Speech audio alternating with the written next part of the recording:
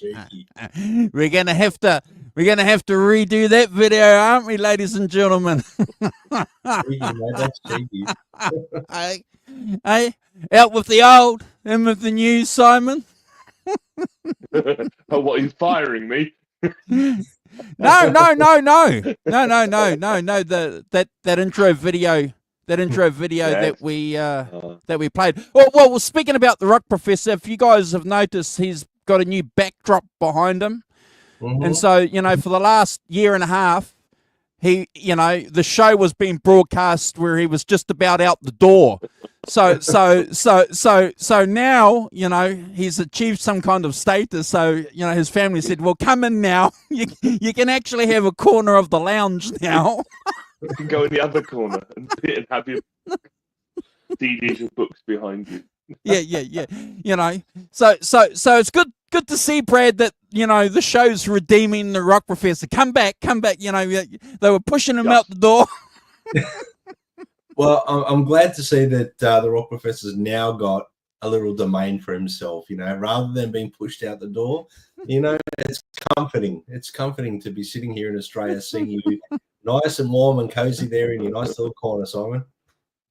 Listen, the weather here has been ridiculous. It's been like Wednesday and Thursday, it was like 2 degrees, snow, freezing, really freezing. Now it's 15 degrees, and we've got over here we've decided to name everything. Any gust of wind is now called. So we're now on Storm Bert. Just a bit of rain and wind. God, we feel the need to name absolutely everything. So yeah, we're on Storm Bert, and it's 15 degrees. Well, make sure everything is nailed down in that storm, Rock Professor. We don't want you blowing away.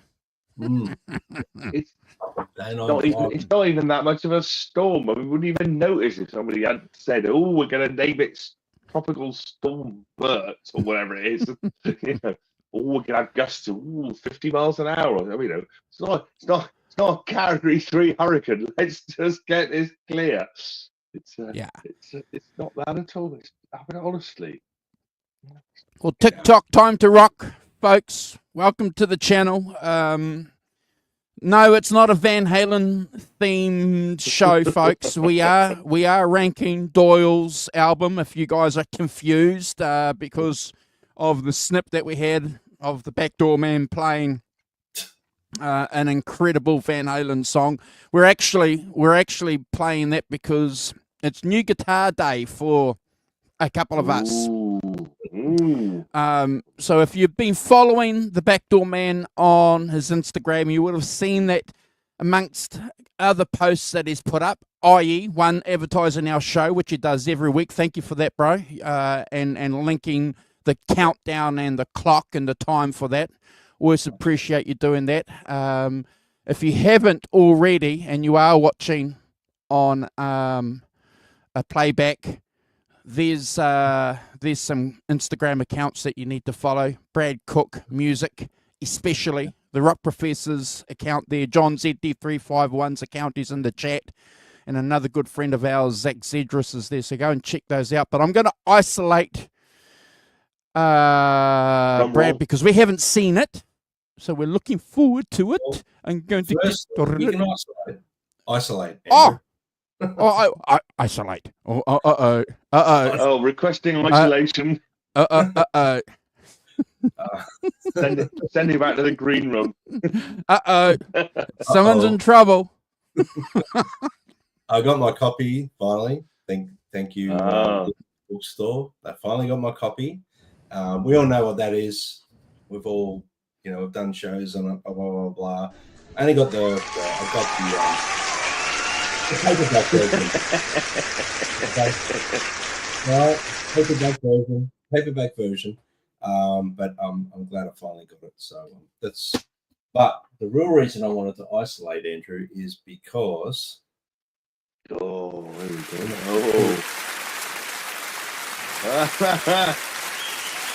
Look at that. Peachy. Nice to see you bought the proper one. Wow. Yeah. Wowza. Wow. Look at that. It's amazing. It's Yeah. a Strat. It's a super strat. It's the first Super Strat. Definitely. Yeah. Super Strat. Yeah. Yes. Yeah. It's Ed's final gift to the world of guitar players, I think. I think it's Ed's final gift to the world of guitar players. So I've wanted one since they came out, and I was watching one on Marketplace, and Facebook Marketplace, I hate to say, is a very dangerous place to go. And there was playing a gig not far from it, and from where the gentleman lived, and I thought I'm just going to go on and have a look. And sure enough, I ended up leaving with it, but it's an early birthday present. I'm shouting myself because it's a milestone birthday. I thought, you know what? I'm going to go get it set up properly the way I like it and things like that. Probably going to make a few mods to it in the true fashion of Mr. Edward himself. Make a few mods, probably electronically and, you know, Lord Rose wise. You're going to connect up the pickups, Brad? I'm actually going to connect the neck pickup 100%. Yeah. And probably going to put a switch on it. Yeah, I'll leave it aesthetically looking the same, maybe. I don't know. I want it to be a working tool to play it. And it's actually got... There's only one trouble with taking that out, isn't there, Brad? There's only one trouble with it, is people have an expectation of you, mate. Well, you know, Simon, I do play in an 80s cover band. You do play, that's true, yeah. And so you can get away with it. Get away with it, yeah. We play 2 Van Halen songs usually and beat it, so it can come out and get used. Well, there's nothing to stop you from playing the whole gig with it, you know, in an 80s tribute band. Hey. Well, I used it last night. I picked it up. It had a set of really thick gauge strings and tuned right down. So obviously the guy had it tuned down to a half a semitone or something like that, or a tone. I don't know exactly. So I quickly changed the strings at the gig and put it in standard tuning just for the gig to get through. But it definitely needs a bit of a setup, and you know, changing strings on it with a Floyd Rose guitar in the dark's not you know, in the back room of a venue is not ideal. But I did it. But yeah, it's yeah, that's that, Andrew. Thank you for highlighting that. Yeah, no problem, bro. Congratulations, because you know, a new guitar day is always an important thing, and especially, you know, if it's one that you can see yourself keeping and using, and you know, being part of your repertoire. Well, you know what? It's that, and you know, the way I figure it's going to be great to hang up in the studio. There's a little head. Yeah. Instead of putting a picture up, I hang that up, and yeah. I've always wanted a Franken. Let me tell you, the neck on this thing is remarkable neck. Wow. And I don't know if you can see it because it's a very dull finish, but it's got a nice little flame throughout the headstock and down here a little bit. So I always like a nice flame in a neck. It looks good. So yeah, and you know, if I'm playing in an 80s band, I can get away with it. Yeah, so get away with it. Yeah.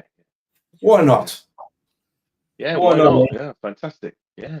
So yeah, thanks, Andrew, and thanks, Simon. But Andrew, I know you've got a new toy too. Yeah.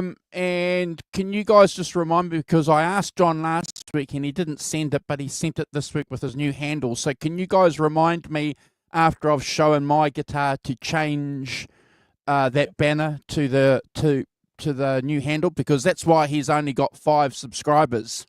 You know, well, one of the reasons why, because we're showing it and people are trying to subscribe to him, but he doesn't exist, but he does. Yes. So to speak. So to speak.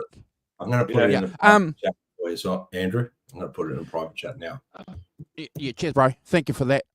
So check out what I got. I'm going to isolate it. So obviously you guys have known for a long time that I am a big Jack Bruce fan. So this here is a 1970s made in Japan EB bass. Been Wow. beaten up. It's been knocked around. It had the cover over there, obviously. That's why there's an indentation here in the scratch plate. You know, originally they came with covers. Yeah. The pickup's been changed with a Gibson EB pickup. And I just put a little bit of duct tape around there because it's just not quite flush on the deck.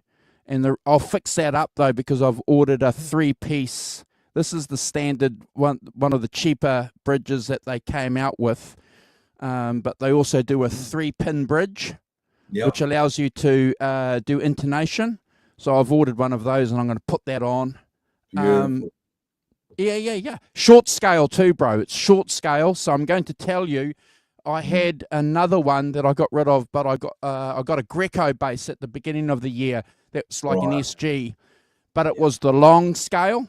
Yep. And I'm going to tell you, if you want to get that early cream stuff and that live cream vibe, you got to have a short scale.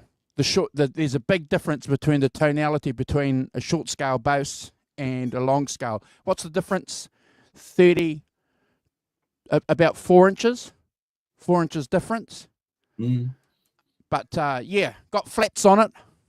Beautiful. Yeah. Look at that. Nice. Beaten up. Nice. Look at it. I love it. I love it. His little hobbit arms wouldn't reach the end of a long scale bass. But yeah. So yeah. There's the headstock there. It's a Morris, what they call a Morris. But yeah. It's got the Jack Bruce vibe, bro. Beautiful, mate. Well done, mate. Congratulations.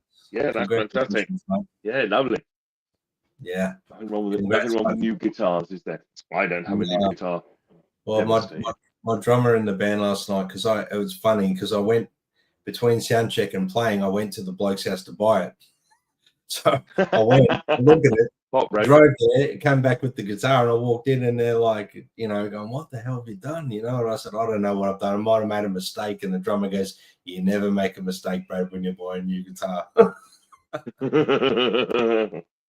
Anyway. Yeah. So thank you guys in the chat for the kind words about Brad's guitar and mine. And yeah, John, the Greco was a different one. I liked it. Had a nice body. The body was mint, but it had the long scale, and I got rid of it because I want the short scale. Yeah. And that makes a difference. So if you, Brad, Simon, if you want to play free, if you want to play cream bass tracks, that short scale, it's just got a real snap to the bass sound, which is what these guys have, on their bass playing. It's one of the reasons why their bass sounds so good, because they've got that nice snap. Yeah, that's what you want, mate. Beautiful. Congrats on getting that, buddy, because I know, we're all bass players inside of us as well, we're all guitar players and that, but we all want a bit of bass as well, Awesome. So before the Rock Professor does a shout out to you guys and Brad kicks off the show, there's a couple of things I want to remind you about, folks. We are planning our annual Christmas show. We're going to stream. Yeah, we're going to stream for 6 hours, 8 hours to take into account the 3 or 4 time zones of the people. So there's the graphic there. I don't know who that Santa Claus is resembling, but it's supposed to be something close to me. But yeah, I'll take it. It is so you. Take it. You look merry, mate. You look merry. So Brad and I and the Rock Professor it'll be either a Saturday or a Sunday for us to do that. So because that's just clicking away, guys. Clicking away. Look what I've done. Yeah. Clicking away. Well, that pedal show. Awesome. And that pedal show had Christmas t-shirts from last year. Yeah. Beautiful. Awesome. Beautiful.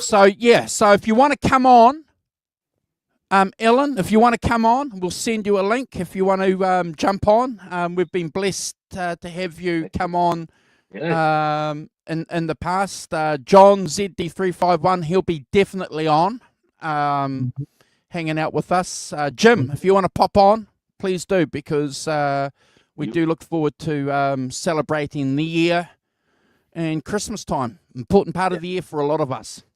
Yeah. Hugh, if you want to come on down. Mr. Caldwell, of course, he's been on before. Yeah. Cool. Yeah. And I'll just fix that bloody banner up with the proper handle. Yes. Get into trouble. Handle. Yeah. Otherwise, John's going to come to New Zealand and get you in a headlock, Andrew, and scruff you. Yeah. Yep. Well, Rock Professor, you want to do a shout out before we dive into the show? Yeah, I'll just add to the thing. Got Ellen, of course. Good morning, Ellen. Hope you're well. We've got John, so D351. Morning, John. Hope you're good. Who else? We've got Johnny Heartbreaker as well. He popped in. Thanks. Jim as well. Morning, Jim. Hope you're good. I'm from above, from across the border. Helene O'Hara. Good morning, Helene. How are you? Hope you're good. Nice to see you. Seen you for a few weeks. Fantastic. Hope you're good. Who else? I think that's everyone who's made a comment so far. John, Ellen, Jim, Johnny, and Helene. Fantastic. Yes. Welcome to you all. Hope you're all good. If anyone's watching and hasn't made a comment, please do so. If you're new to the channel, please subscribe. Thank you. I want to give a shout out to Instagram channel Doyle Bramhall second fan page. Thank you for sharing our link for today's show. And if you're joining us today, and if you're joining us later, watching this on a replay, please subscribe, and we will do some more Doyle Bramhall the second album stuff moving forward. So thank you so much. Today's album is a big one. There's a lot of tracks. So shall we dive straight into it, gentlemen? I think we've been going for about 20 minutes now, and if anyone's tuned in from Doyle Bramhall, fan pages and that, and they're going, what the hell are these guys doing? That's our normal routine. We do about a 20-minute sort of catch up and have a bit of a laugh and a chuckle, and New Guitar Day is always a special one. So great. Lovely. But today's album is a wonderful album by Doyle Bramhall II called Welcome. And for anyone who doesn't know Doyle Bramhall II, I'll just briefly give you a really short introduction to who he is and what he's done. He was born in December 1968 in Texas, and is a renowned guitarist, singer. That's the album cover there. Thanks, Andrew. And songwriter, deeply rooted in blues and rock. He's the son of the drummer Doyle Bramhall Sr. He grew up immersed in Texas music scene, playing alongside legends like Stevie Ray Vaughan. At 18, he co-founded blues rock band Archangels with Charlie Sexton, and Double Trouble, Stevie Ray Vaughan's rhythm section, gaining critical acclaim. Bramhall later embarked on a solo career, releasing Doyle Bramhall II, Jelly Cream, and Welcome, which is what we're up to. And there's albums that come after that as well, but we'll stop there. Doyle Bramhall's worked with artists like Eric Clapton, Roger Waters, Sheryl Crow, just to name a few, and the Trucks Band. He's worked with them as well, Andrew, contributing his distinctive guitar tone and playing and soulful voice. His production and songwriting skills have made him, a milestone or a cornerstone, in contemporary rock and blues. Welcome is the third studio album by him, Doyle Bramhall II, and it was released on April 22nd, 2008, which feels like it was just yesterday, unfortunately. The album represents a high point in his career, blending blues roots with a broader range of deep emotional and spiritual resonance. Welcome combines blues, soul, rock, R&B with intricate arrangements and like an expansive sort of sound. The production really emphasizes on Bramhall's unique approach to playing guitar. He's a left-handed guitarist who plays a right-handed guitar flipped upside down, resulting in a really unconventional sound and phrasing, which is very similar to Albert King, if anyone's familiar with Albert King's style. Halfway through the rankings, we will show some photos and we'll sort of make reference to that as well. Obviously, his foundation in Texas blues is evident on the album, echoing influences like Stevie Ray Vaughan and his father, Doyle Bramhall Sr., you know, obviously was a close collaborator of Vaughan. The album showcases Bramhall's deep love for soul and R&B, especially with his vocals, and featuring some lush arrangements, gospels-inspired backing vocals, the groove-centric rhythm section as well. The rock elements are there as well, and you can hear that through the driving riffs and the powerful solos, and you know, it's like a modern twist on classic rock blues for me, this record. Lyrically, Welcome delves into introspection, relationships, and personal growth. Bramhall's delivery combines raw emotion and soulful sincerity, making each song resonate really deeply with the listener. There's obviously themes of love and redemption, you know, explores the complexities of love, self-discovery, redemption. Lyrical style is poetic, yet accessible, inviting listeners to, you know, introspective journey. He's in his journey, and you look at your own journey introspectively as well through his songs, which I love. Some tracks have spiritual undertones, reflecting themes of hope, resilience, and transcendence. Production and collaborations benefits from Brawl's acting, obviously, as a performer and a co-producer on this one, with other musicians and vocalists being additional layers to the sound. The album's mix balances the rawness of live instrumentation with polished studio finesse. Production notes I've got here is Doyle Bramhall II, is it Brent Montent and Kim Scott? Ben Montent. Yeah, who was part of please help me, guys. Tom Petty. Tom Petty.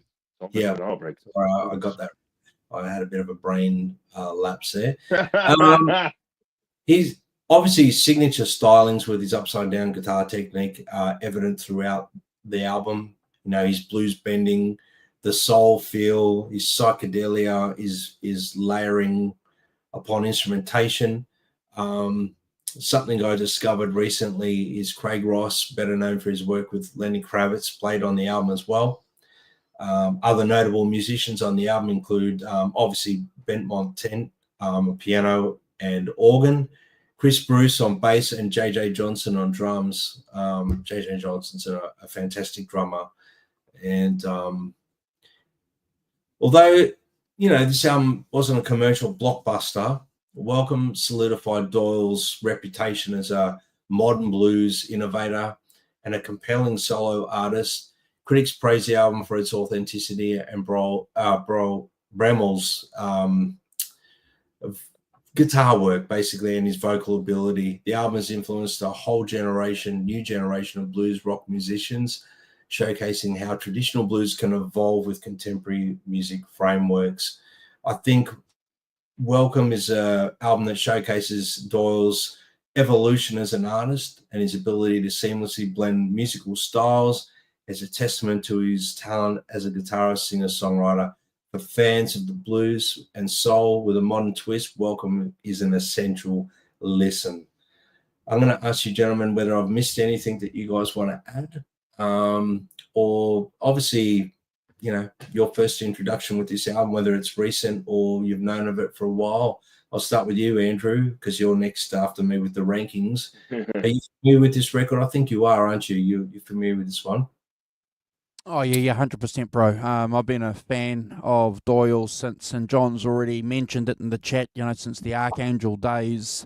There was a bit of a buzz around his first solo album coming out in the '90s, and obviously following this one through in the early 2000s. So yeah, big part of my life, and had a bit of a following here in New Zealand amongst the circle of my friends. And it sort of falls into that Texas blues kind of thing, that has a community around the world, So, and we can probably talk more about that through some of the songs as we progress with the songs. So, yeah, definitely a fan of Doyle for a long, long time. John ZD351's put some posts up on his social media. He's been a fan of this guy for a long time as well. So, no surprises there. And I became a little bit interested more in the guy when that documentary came out in 2006 called Before the Music Dies, and I urge you, please, folks, to go and check that out. During the course of the show, I'll find a link.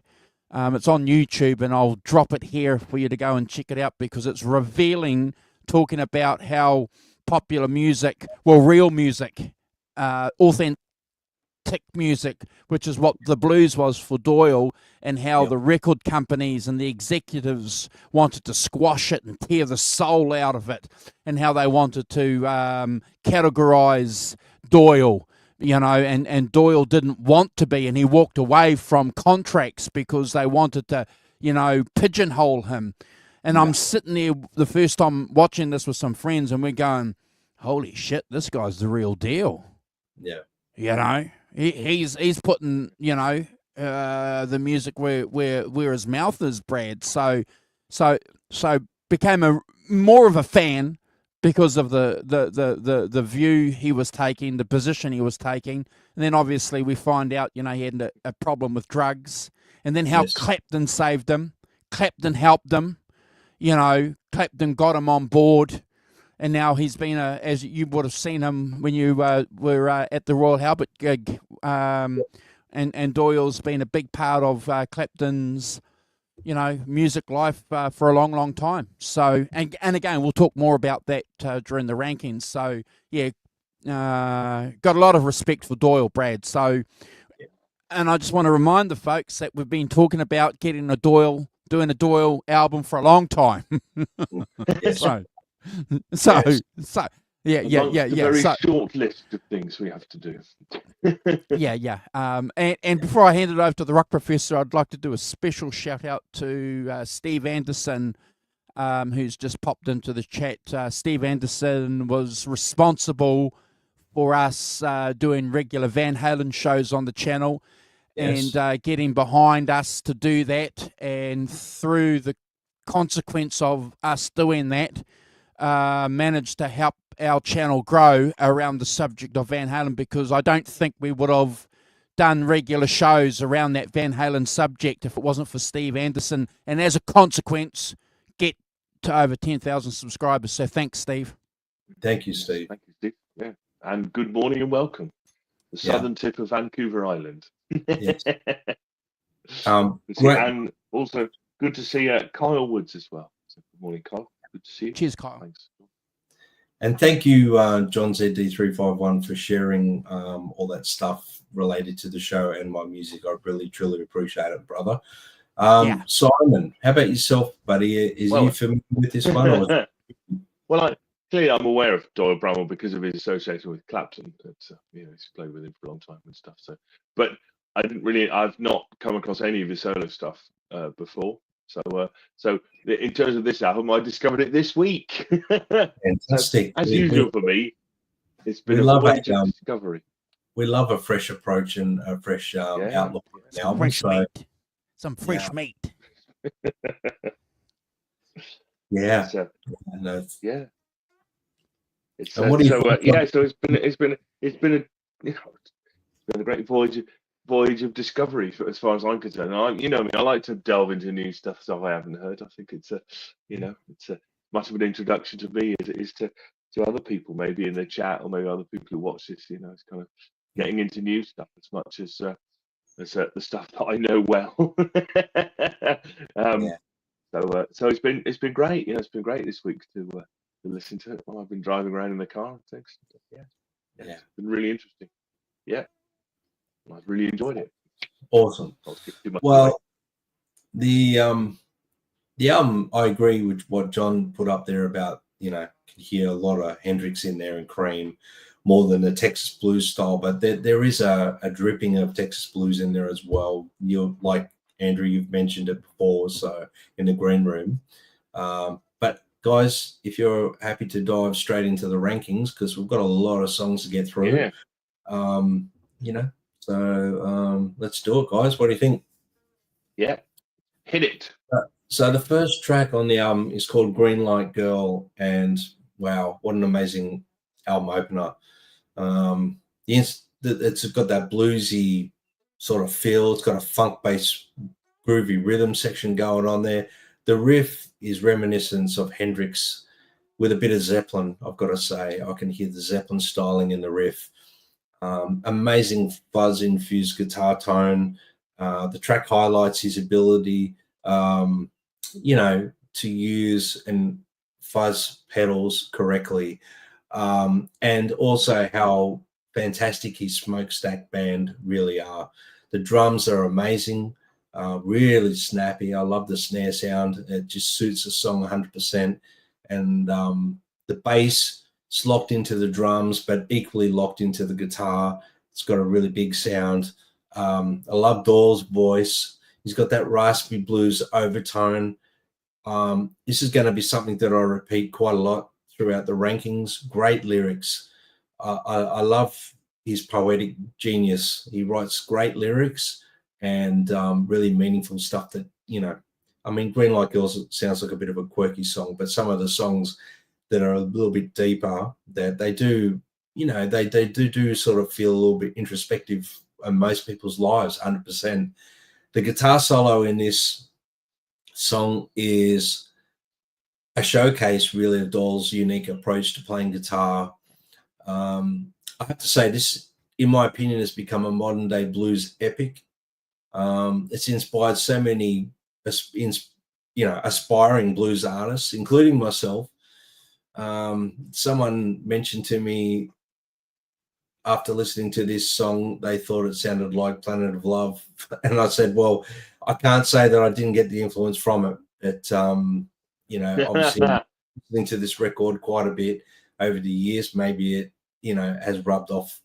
I can't give this song anything less than 100 out of 10 and never, ever a skip.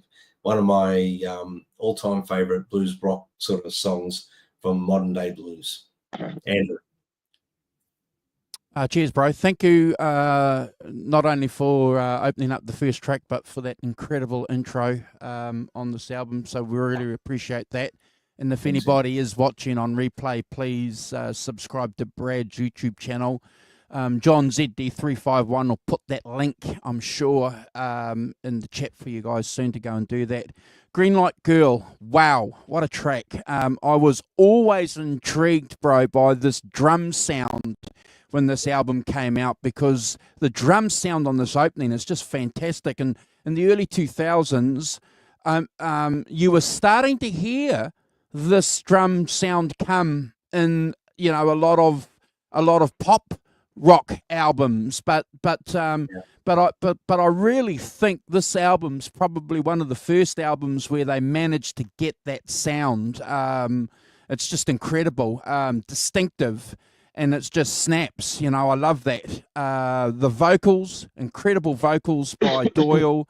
And again, I'm going to echo exactly what you've said. One of the best, and I've got this written down here, one of the best modern blues solos. And I have to incorporate, it's going back, over 20 years, this album, since it came out. But in our mind, when you consider the albums that we talk about, anything this side of 2000 is modern, isn't it, Simon?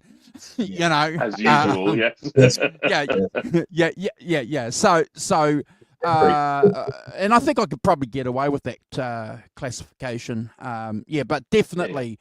And I remember the conversations I was having with friends when we were getting together after listening to these CDs, talking about it and just being blown away by it. It's incredible. Please go and check it out if you haven't watched it. I just can't believe that we've taken this long, bro, to talk about this album. The perfect opening track for this album. You couldn't have started this album with any other track. The perfect track, incredible solo, and because of that, I have to give it a Brad score. It's just phenomenal. Excited to talk about the rest of the songs. Rock Professor. John is having lots of fun at my expense in the chat. Oh, that's good. That's you good. and Casserole Cooking Channel. I used to be the crock professor. Actually, John, I might be able to just do something. We just might be able to do something just to make it a little bit funny today. We might be able to do.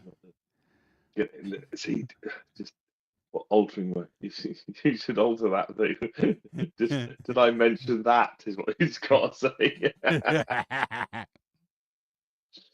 Anyway, whilst you do crazy stuff, I'll get on with it.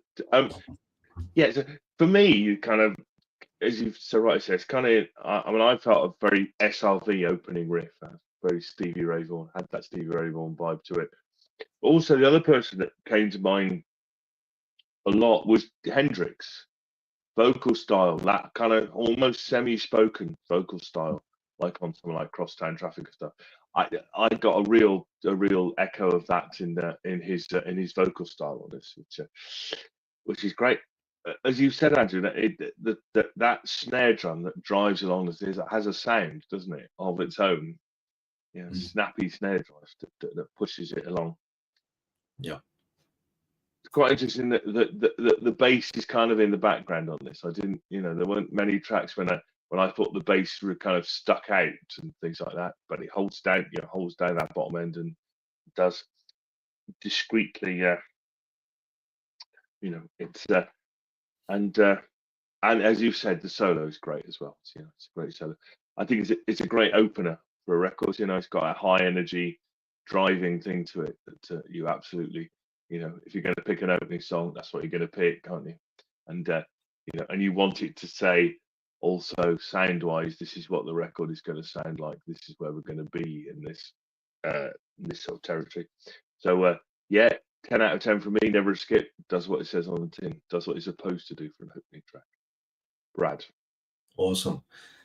Second track in, it's hard to follow an energetic track like that, like you mentioned, Simon. It's very hard to follow a track like that, but I think they picked the perfect song with Problem Child, and it's deeply heavier blues track with fuzz overtones, the bass heavy grooves. It's got punchy drumming again, but it's the song has a gritty sound. It's shaped by Bramhall's vocal, the timbre in his voice, great guitar tones throughout the album. This song has got killer guitar tones, great lyrics. Like I said, I'm going to be mentioning this quite a bit. The drums are laying a solid foundation for the band to vamp over, and this riff that they're going on with, it's definitely a vamp, like it's a blues vamp. There's a lot of that going on. Great solo section with time shift changes. Love the double guitar lines before the main solo. Sounds like Craig Ross could be playing the first solo with Doyle joining in. I think Craig Ross is on the left speaker when you got it in your headphones, and Doyle Bramhall second is on the right. I could be wrong. I don't know. If someone knows, please put that in the comments or in the chat there. Either way, this song sounds like a live recording. As you know, I didn't mention that in the first one. There's a very live element going on, and it's captured throughout the record. They captured magic on this song. I'm loving the Stevie Ray Vaughan sort of vibes, but more the Hendrix stuff. I'm hearing Hendrix influencing throughout this song from the start. That sort of menacing, growly guitar tone, playing that blues. It's Hendrix through and through. Something off Electric Ladyland. I'm hearing it. It's there. 10 out of 10 for Problem Child. Never a skip for me, guys. So, Andrew. Cheers, bro. Thank you for that. Thanks, Kyle. Yeah, we're just a group of guys getting together, hanging out, and talking about music. So, thanks for jumping in. And yeah, that's This is what about we it. do, Kyle. Yeah. So this is what we do on this channel, Kyle. Yeah. Yeah. Not fireworks so much. Yeah. And thank you, Alan, for your ranking. I've just got to make something just a little bit aware for you guys that I realised when you were talking, Brad, and forgive me for this. When I hear Stevie Ray Vaughan play, I hear Jimi Hendrix. Right. When I hear Jimi Hendrix play, I hear Stevie Ray Vaughan. Because of the I've been listening to these artists for near on 30 years, Simon and Brad. So they've kind of meshed and dovetailed in. So when I say that Texas blues kind of thing, in my mind, I'm also incorporating Hendrix as a sound, as a category in that. So I just wanted to make that clear as we talk about some of the other tracks. But I have to agree with you. Problem Child, isn't that guitar crunchy and nice?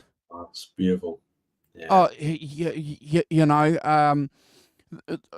I do listen to this album on a semi-regular basis. So there's a couple of things that I want to point out about this.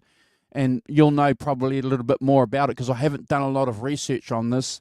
But I'm sure they're recording a lot of the guitar playing live. I'm sure they are because it's picking up that room reverb, and definitely with the backing vocals, with the girls singing in the backing vocals, you can hear that room reverb. It's just so refreshing. It's just beautiful. You mentioned the bass. That thunderous bass on this track is just phenomenal. It's just an incredible song. The intro, wow. It's just, again, it just continues that same power, that same drive, that same push, Simon, from the first track. It's just, in the groove. It's got that vibe. And because of that, I just have to give it a 10 out of 10. And because of that, Simon, Rock Professor, also known as the Croc Professor, it's never a skip. Now, when we say croc, it's not a crock of shit professor, it's a crock pot professor. All right, there's a difference.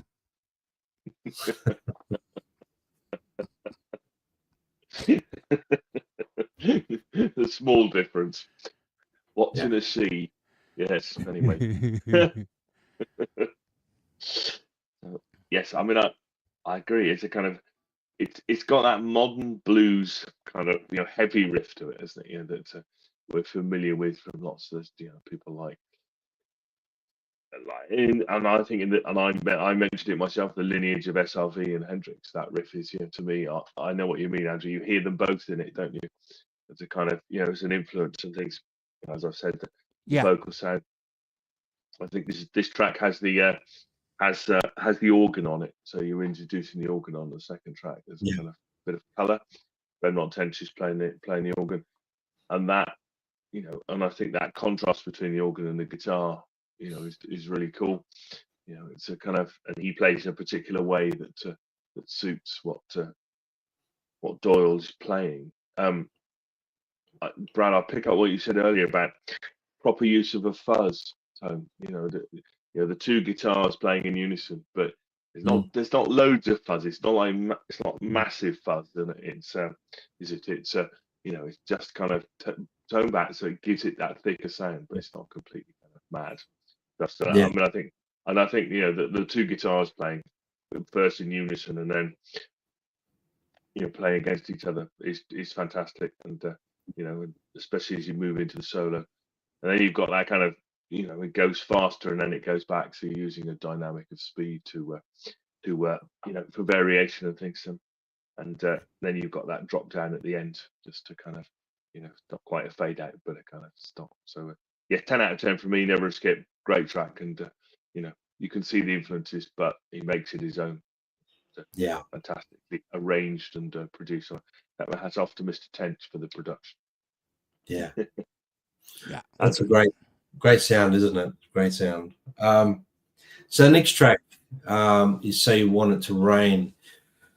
Man, we've had a bit of rain here in Melbourne in the last 24 hours. We had a really heat wave, and then when the rain came in, it was like humidity. This song was playing in the background when I'm watching clouds come over, and I tell you what, it put a new perspective onto this song. What a beautiful song! Great lyrics. The mellow vibes with lots of air in the song to breathe, makes this song infectious or contagious. You want to hear more. It's infectious. You want to hear it. You can't let it go. It's just there. It's a mid-tempo ballad with soulful melodies. It's balancing smooth vocals and reflective sort of instrumentation. The guitar sounds incredible on this song.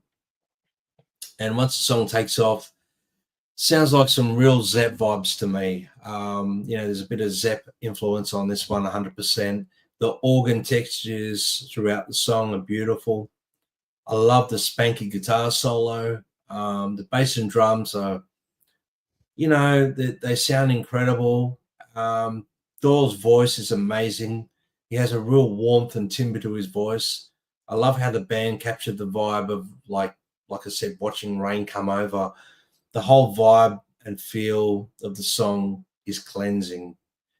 The outro vocal is killer. I can't say enough good things about this song. I think the lyrical content really hit me this week as well.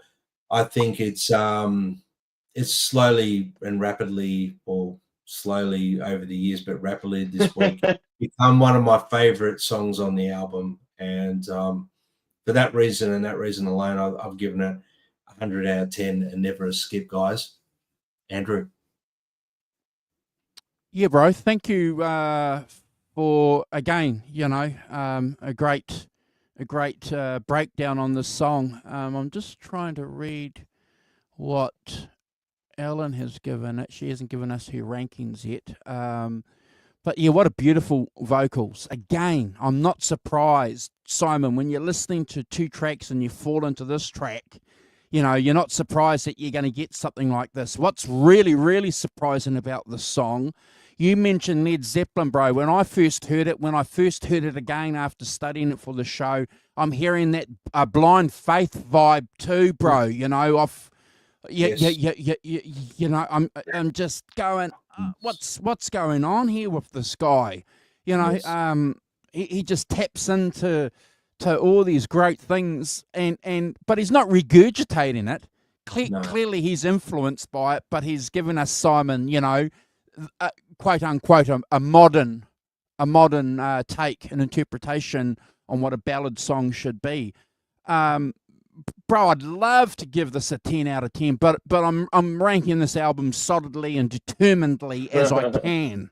So I'm only going to give it 9. I hope that doesn't get me banned. No, that won't get you banned, mate. That's Okay. that's no time out there. No time out. No timeout. No banning. No banning. No timeouts. Yeah. But sits just perfectly well, Simon, into the third track, doesn't it? Absolutely, yeah. Again, it's that change of tempo slightly, and just it's not so much of the sort of SRV type blues stuff and that type of thing. As you said, got nice arpeggio stuff at the beginning, and again the organ playing in the upper register in the background, just giving it that sort of thing. Great soulful vocals. I too, Andrew, that the organ and the guitar thing is very Blind Faith, isn't it? It is very Blind Faith. I too had that as a kind of influence thing. It's interesting. Not really nice harmony vocals as well. It starts using the harmony vocals and the to carry it, and he's definitely carried by the vocals. Into the sort of heavy section, which is the chorus, and it's much lighter for the verses. So you've got that light and shade contrast between the two. Great solo, as well. He has a style of his own, doesn't he? It's so I gave this a 10 out of 10. I think it's I love the melody of it. I think that the old the 5/4/1 chord sequence is a classic, and he makes the most of it. And so 10 out of 10. I really like the song. 10 out of 10 from me. Brilliant. Awesome. Well done, Tom. Well done. Well done. Colleen's given it 9 out of 10 as well. Well, yeah, 9, and Alan 9.5, bro. So we're all on the money. Yep, we're all in the same ballpark. All in the same ballpark. Next track, guys, Life, it's called, and wow, there's a real full band involvement with this one. You can really feel that, and the standout guitar contributions from Doyle. They're just it's outstanding. The atmospheric sort of guitars with reverb. There's got that restrained sort of percussive thing going on as well. It's not pushing, it's pulling back, but it's got that blues meets psychedelia with introspective sort of themes. It's got a real moody sort of thing going on there, and the arrangement's fantastic. Standout vocal from Doyle with BVs, and they blend wonderful together. The BVs and the lead vocal on this, great lyrics again. Love the solo with the Univibe pedal or whatever vibe pedal he's got on there. The outro solo is even better. I encourage everyone to go and listen to that later if you've sort of overlooked it. It's fantastic. I love the tones captured on this whole album. And this song is no exception. Also, another note I made here: the organ also adds such a cool vibe to the overall sound of the song. And when it is on this album in particular, the way they've done it, it's really complimentary. I'll give this song a 9 out of 10, gentlemen, and never a skip. Andrew. Cheers, bro. Look, I got to agree with you. I think, again, one of the great things about Doyle is his contrasting vocals, Simon, that you get throughout this album. So his vocal on this track is a little bit, quite a bit different, to the previous track, and I like that. And I've already mentioned to you guys before, the background vocals. The background vocals on this is just phenomenal. And I don't know who did the engineering, but it's just, it's just fantastic. I've mentioned the guitars mic'd, just playing off a mic, and then obviously there's mics in the studio that are picking up that guitar sound as well. It's kind of getting that club feel, and after you watch that documentary, Before the Music Dies, you get a bit of an appreciation of what Doyle was trying to do with this album, because he was all about the authenticity, wasn't he? He wasn't about about 50 takes, and taking a snip from here and a snip from there, and joining two pieces of tape together. Simon, that's not what he's about. Yes, rehearse the song, and then go and record it. Bang, get the vibe on tape, and you certainly get appreciation of that by now when you're listening to this album, that this is what this dude's about, capturing that spark, that you can only get when the band's playing together. And one of the reasons why we like talking about these albums when we can when we can identify that, we go, yeah, this is why it's so special, because it does that. No disrespect, though, to Sgt. Pepper's. Oh, jeez. Yeah. Well, never did I think I'd hear that phrase coming out of anyone's mouth. No disrespect to Sgt. Pepper. Well, just to, just to make sure, that we do appreciate tape manipulations, yeah. but yeah, at the end of the day, it's good to hear a band just squeeze the juice. Squeeze that juice. Absolutely, yeah. Bro, I've given this 9 out of 10 too, and it's never a skip. Great track, Rock Professor. Yes, I mean, and the first thing that struck me is that it continues the 5-4-1 chord sequence from the last number. It's in a different key, but I like the fact that there's that continuity, that link between the last song in just the structure of certainly the beginning part of the song. I think that's pretty cool. I think that's somebody who's thinking about it, and I don't know who decided to do that, but Andrew, the engineers are Mike Scotella and Jim Scott. I think they're the assist engineers. So they're and they make a fantastic job. Isn't it? It sounds really good. The record sounds amazing on whatever. Yes, I like the 5-4-1 chord sequence. I think that's pretty cool. That continuity, the thing. Again with the organ sound, and that boosts it, particularly that organ and. And I too picked out that Beatles psychedelic section at about 2 minutes 10. That's absolutely really really nice. That as a and I think that what you notice is that there are some Beatles influences in here as well, aren't there? As well as the classic influences that we've all spoken about already, SRV and Hendrix and things. But it's nice to mix in. I agree. I like the Leslie guitar sound as well for the solo. That's really cool. New sound. Again, dynamic. It's really cool, and he's a great player and does a fantastic solo. About him. He has a kind of style of his own, doesn't he? It's kind of interesting. Not quite like other people. He definitely manages to get his own style into it, and that's quite hard in a sort of that kind of. That blues thing, it's very easy to fall back on your SRV licks or your Hendrix stuff, isn't it?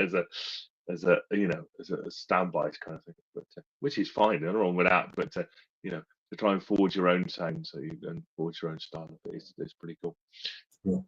So I gave this a 9 out of 10 and never a skip. I really liked it, and I really like the change in the tempo and the kind of difference, difference to the psychedelic bit as well. Makes it stand out, different dynamics and a different vibe to the song. Very good. Brad. Yeah. That's good. We're all sort of in the same ballpark, which is fantastic. There's no timeouts. It's been a great show so far. I'm guessing there probably won't be any timeouts, but who knows? Who knows? Helpless Man is the next track. Wow, what a gritty blues vibe on this one. It's got a real stripped down approach with the guitars at the forefront, complemented by some more organ piano. Deeply emotional, intimate blues song. There's a vulnerability in the approach and minimalistic approach to this song. Doyle's voice again, emotive, bluesy, great lyrics again. I love the guitar work. Great understated lead guitar playing on this track. Very smooth. I'm going to go as far as saying very Clapton-like. I actually checked to see if Clapton sneaked in and played on this one, because it does sound like Clapton playing lead on this one. At times I'm thinking, wow, that's Clapton on the lead guitar solos and the lead playing. Also has a very SRV in-step vibe musically from the album In-Step. I'm not going to pick a particular song. I'm just saying the overall vibe of In-Step by Stevie Ray Vaughan. I love the vocal and guitar lines in the verses, and I think it's a fantastic track. I love the guitar tones on this track as well. 9 out of 10 for me, guys, and never a skip. Andrew. I can't believe you said that. What? About Clapton, because I've got wow, no one sounded like this back then other than Clapton. Yeah. Yeah, incredible. Look, I agree with you. I totally agree with you. Again, clearly, as Brad said, he went and checked. It's not easy. He joins the party later on. Yeah, excellent. But again, you know, a huge influence. You know, there's Clapton licks all over this album, and John ZD351 mentioned it earlier and in the comments, didn't he? That he thought that this sounds, you know, like a Cream Hendrix influenced album, and that ain't a bad thing, you know. No. Yeah, yeah, that's a good thing here on this channel. Oh, yeah. Oh, yeah. But I agree with you, bro. I think this is phenomenal. That solo, and I've got wow. That you know, that's yeah. If you have not heard this and you want to hear, you know what we're talking about, please go and check Helpless Man out. It's not Forever Man. You know, Forever Man's. Oh, gee. Yeah. Good one. Good one. Yeah. Bang, bang, bang, bang. Yeah. But it's Helpless Man. Yeah. It's just a phenomenal track. Brad said, well, I'm going to hand it over to the Rock Professor, but that intro again, the solo, it's just worth its price for whatever you're paying for this back in the day, cassette, CD, or album. Bro, I've given this a 9 out of 10 too, and it's a well-deserved 9, and it's never a skip. Rock Professor. Well, the opening riff to me is "Come Together." Isn't it? That again, I've got that Beatles influence that well, that's what it sounded. Yeah, well, The cloth-eared old fool sounded. That's what it sounded like to me. It had that kind of Beatles influence. it does. That's the Croc Professor coming out now. Rock, yes. No. We're just joking, folks. Please, you know, no elder abuse going on here. There's no elder abuse, you know. But you see, Brad, you do recognise it when I say it, don't you? Yes. It's kind of that thing. Yes, absolutely. I do. Yeah. And I was listening to it in the car on the way here with my partner, and I said to Jackie, I capture sometimes a real Abbey Road vibe to some of these songs, and you've just spelt it out. It's weird, that, isn't it? That there is that kind of, you know, the sort of the bluesy Beatles bit, which I think probably doesn't get enough credit. But yeah, to me that opening of is very kind of Come Together like, as a, you know, as an opener. With that kind of mix up, I think this is the one thing I picked out. It got a really cool bass line as well. I think that the bass player does really well on this, and kind of comes much more to the fore. Again, it's got that middle 80s, that it's got that 5/4/1 pattern again in it as well. But great solo, and the, you know, the organ that brings color and dynamics to it as well. So Beaumont Tunch is a great keyboard player and knows how to do all of that. He does it with Tom Petty. You know, he's doing it here. So both solos are fantastic, and 9 out of 10 from me, and never a skip. It's you know, cool. Yeah, awesome. Right. Well, we're up to the 6th track. What we might do is rank this one, and then maybe show some photos, Andrew, if that's okay. Yeah. Cool. No problem. So the 6th track is called Soul Shaker. Guys, I'm sensing a bit of a Stones feel to this one, and those sort of vibrant electric guitars, the syncopated drum beats, the groovy bass line. It's got an upbeat and infectious sort of feel, blending funk elements with blues rock. Great solo, and I'm going to say it again. I'm hearing Clapton vibes. I'm not sure. You know, all this work with Clapton's rubbed off on him and his stylings. I really dig the vibe on this song. Obviously, the influence is there. Great lyrics and vocals. Great guitar tones. It's a great, catchy song. And, you know, I wanted to rank it a little bit higher, but I'm trying to be as, you know, honest as I can and whatnot. So I've given it an 8 out of 10 and never a skip, gentlemen. Andrew. Yeah, I agree with you. I think one of the reasons why I think you can hear that it's a Stonesy song is because the star on this track, bro, is the rhythm guitar. Yes. And yeah, and you know, that's one of the great things about, you know, the Stones, especially during the 70s. Simon, you know, is that, you know, that rhythm, that chugging rhythm. So I think that's where that's coming from. What an incredible song. The rhythm guitar's the star. Another fiery solo on this track too, bro. Just continues. It just drips. It oozes off you know, the mixing desk, whatever they're doing. It's just, you know, going through everything. And you know, those solo bursts is just fantastic. And sometimes you can just get away with that. You know, you just need to have some just little bursts in there, and you know, now and again. I too have given this 9 out of 10. Never a skip, Simon. No. Yes, it's I see. I had slightly different, but it kind of dovetails in that when he does that high single notes thing that's really like American Girl by Tom Petty and the Heartbreakers. I don't know whether he got it from that, but to me, that I thought, oh look, there's Tom Petty and the Heartbreakers in the background doing that ding ding ding ding ding ding ding ding thing that. American Girl.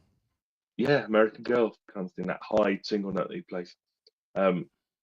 That I sort of picked out as being one of the highlights. And again, the organ as well. There's kind of, you know, it's definitely got that organ playing along with it. Nice solo as well, great solo.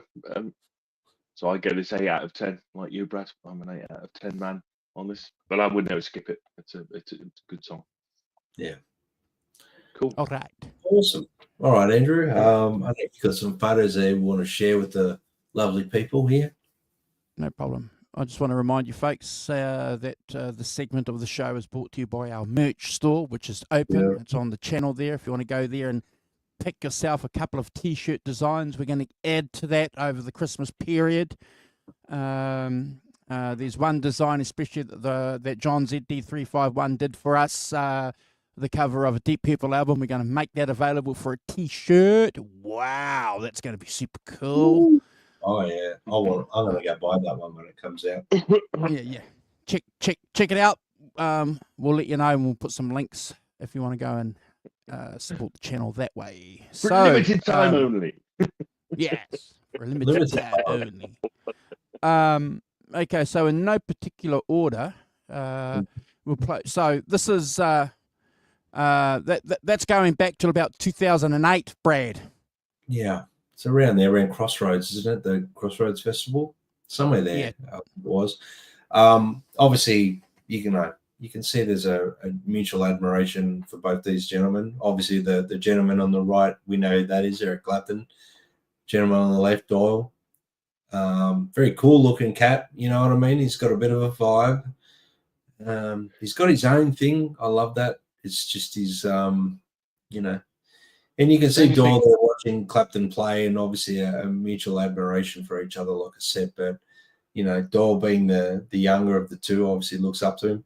I wanted to obviously highlight Doyle's look these days. He's showing a little bit more salt and pepper, which we think that's an admirable thing for a, you know, wait till he gets to all young older bloke. And he's got a celebrity girlfriend, Elle McPherson. So he's you know, he's a lucky man. He's got obviously found the love of his life, and he's quite happy. And it's always good to share these sort of loving photos and lovingness. But wasn't he going out with Renee Zellweger there for a while too? Yes, so he's a celebrity. He's a charmer. Couple. He's a charmer. She likes her rock musicians because she was going out with Jack White too there for a while, eh? Yep. Don't you think going back to the first couple of pictures, that there's a special thing about a left-hander and a right-hander playing together, the guitars pointing out when they're facing each other. Yeah, and that mirror thing, which I think is really cool.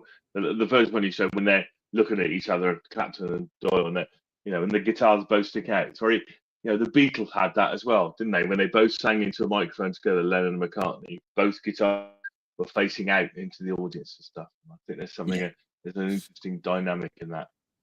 Yeah, rather than going the other way. 100%. So this picture here is more related to the album Welcome. I think that's a promo shot for the band. and obviously Doyle's in front. Oh, that's another Sorry, bro. slot there. Yeah, so that's a really cool shot. I thought that's important to show the band that you know toured and whatnot. So, but yeah, I think that's just another you know. When is it ever bad to look at two handsome people, two beautiful people? You know, they're a handsome couple. When you Well, can look there's at three. There's 3. Oh, hey, there's 3 now. 3 handsome young men.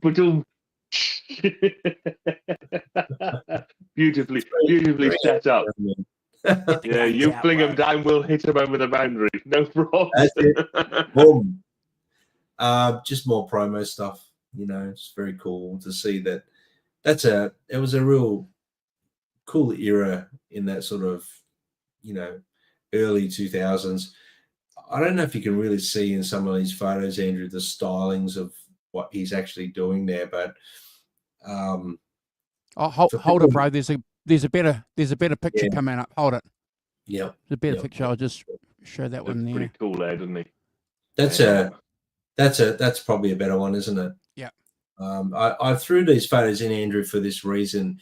If you can, you know, look at this on a bigger screen, you can see the thicker and heavier strings are sort of at the opposite way around. So basically what I'm saying is he's a left-handed guitarist. He plays a right-handed strung guitar, which is very Albert King. Albert King did this. So when you're doing your bends, you're pulling downward on Correct. it instead of pushing upwards on the fretboard. You're pulling down. And so you get quite a unique, there's a lot more power pulling down than there is pushing up on the fretboard. What's interesting about that, Brad, that guitar is it's a left-handed guitar, but strung right-handed.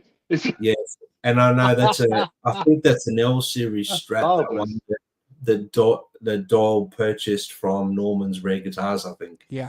I think. I could be wrong there, but I'm pretty sure it is. And that's another great photo, and that's time correct, probably around that Welcome album time frame. But you can see there the heavier strings are at the opposite way around to where they would normally be. So it's a complete reverse way of playing, if that makes sense. It's complete reverse to, you know, how. And I will say this, just keep that photo there. People say, just go back one sec. People say he plays it the same way Hendrix did. Well, Hendrix's guitar was strung the correct way for him. Not his guitar was reversed, but he played correct left-handed. But he's playing a right-handed strung guitar upside down on a left-handed guitar. So yeah. Anyway, just thought I would mention. There's a bit of confusion for people who don't understand that, and I thought I'd clear that up. And it makes also his chord structure, the way that he constructs his chords, a little bit different from the way that we do it. So you'll check out, and when you listen to this album, some of the stuff that he does with Clapton live, he gets a good droning effect going on because he's doing something just a little bit different. He's got a finger where it shouldn't be somewhere. Yeah. Just a small technical point. If you're watching a show on the like I do a lot, watching on your iPad, you can actually zoom in on the screen. It'll let you zoom. Can you see that? It'll zoom right into it. You can actually zoom in on the pictures as it's going. Right. Yeah, I didn't realize that until recently. If you're watching a show, if you want to look at something particular in a picture, you can just zoom in it. Just put your fingers wide, and you can zoom in on it. Beautiful. That's the album cover. I think it's a great album cover. I think pretty cool. You know, obviously a brooding blues rocker, and it's just a little article there that I thought was a good read. You know, I'm sure that you can find this stuff online, guys. It's there. You know, you can look it up. I haven't got links for that stuff, but yeah, it's all there. There's a lot more out there as well. A lot more pictures I found, but I thought I sent you enough already, Andrew, so I thought I'm not going to bombard the people with pictures, but it gives a good indication of who the members are, what the band looks like, the vibe. They got a real vibe, and yeah, it's great. Yeah. And when you go and check out that film, Before the Music Dies, that woman, background vocalist, you'll be in awe of her contribution to Doyle's music and the way that she's involved in that sound when they're playing live. It's just incredible, isn't it? Yes. Susanna Melvoin, she's called. Yes. That's off to her. That's another great photo. Obviously, some of these photos are not period correct for the album, but we just wanted to, our first show with Doyle on the channel, just sort of give you more of a overlook of who he is and what he does and his guitar stylings. And, like Andrew mentioned, when he plays with Clapton, because of his guitar being strung the opposite way around, it complements Clapton in a different way to what other guitarists have done in the past with Clapton. So It's great. And, I was privileged to seeing him play many times with, a few times with Clapton, and, at the Royal Albert Hall earlier this year. And I was equally, fascinated with watching Doyle as I was with Clapton on stage. Cool. In fact, Doyle's guitar solo at Royal Albert Hall this year, his little highlighted hot solo was phenomenal, and it's on YouTube as well, so you can check that out at some point.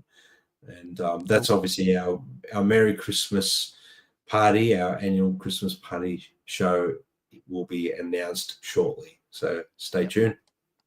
Cool. Brought to you by that. So if you want to come on to our Christmas show, going to stream for 6 to 8 hours. Flick one of us a message and we'll flick out links. Yes. It should be good. All right, bro. Thank you for the picks. Yeah. Yep. So I think we're up to track 7 now. And it's Cool. send me some love is track 7. Yeah. I'm sorry, I'm just getting my notes back up.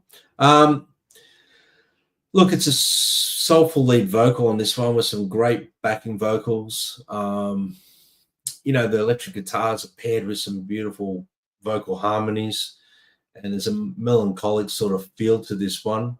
The piano adds a lot of feel and color and dimension to the song. Some great rimshot drumming, great lyrics.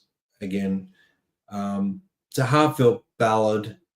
It's emphasizing, the melody of the song and a message of hope. There's a stinging double guitar solo here.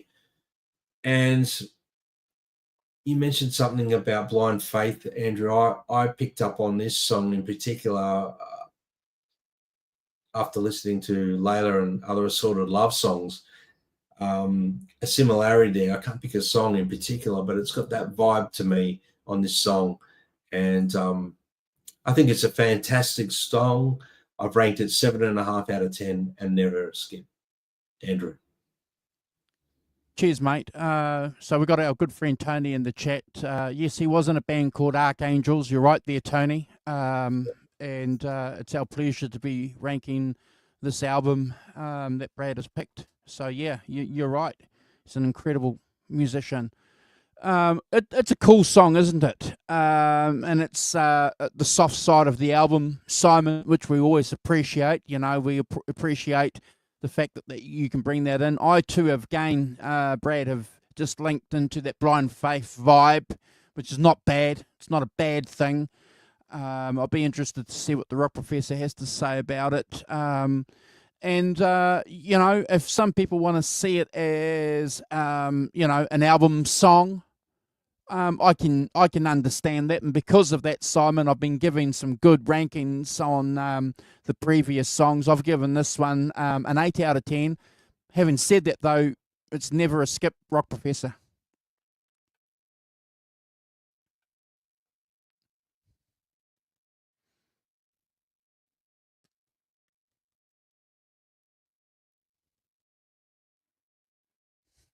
Haha! Should not be muted. Sorry. Thank you. So yes, I too picked up on the Blind Faith thing. I think it's somehow that kind of piano and guitar thing, and that lovely kind of arpeggio thing that he does at the beginning. It's really really beautiful, and then just with the rim shots and the closed hi hat just to keep the rhythm. I think the chorus has some lovely gospel kind of type backing singing to it as well, which and that tasteful call and response with the guitar. So, yeah, a bit more traditional, not something we've seen up until now. And Ben Monty's playing the piano, and he's also playing the organ on this as well, which is really great. I like that, again, that blind faith feel, the guitar and the organ. And then you've got that a cappella section that leads into the solo, and you've got the guitar soaring over the piano, organ, the bass, and the drums kind of. I really like it. I think it's the first kind of slower ballad, great melody. I think we must not forget the melody, and I give this 8.5 out of 10. I give it, and never skip. I think it's it does a really good job in this place on the album. You start, it's got different sound, different vibe, different feel. That's exactly what you want at track 7 of an album, for sure. Brad. Yeah. Well, so we're in the ballpark. I mean, I think I scored that the lowest out of the three of us, but so do I get a timeout? Do I time myself out? No. No.